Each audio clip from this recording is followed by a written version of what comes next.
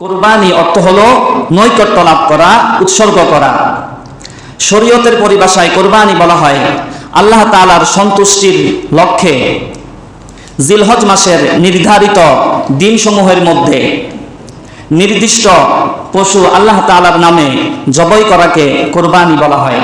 এই কুরবানির ইতিহাস অত্যন্ত প্রাচীন।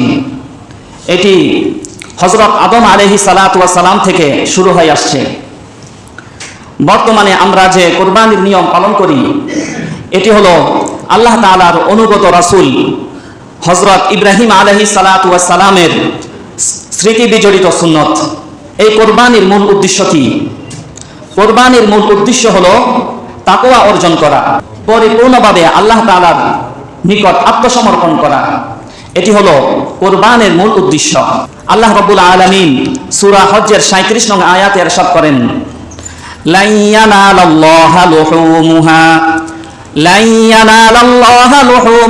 ওয়ালা দিমাউহা ওয়ালাকিন ইয়ানালুহুত তাকওয়া মিনকুম।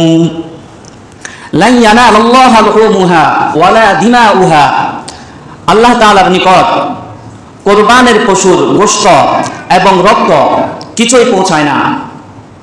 ওয়ালাকিন ইয়ানালুহুত তাকওয়া মিনকুম, কিন্তু শুধুমাত্র আল্লাহ তাআলার কাছে পৌঁছায় তাকওয়া মিনকুম, তোমাদের অন্তরের তাকওয়া।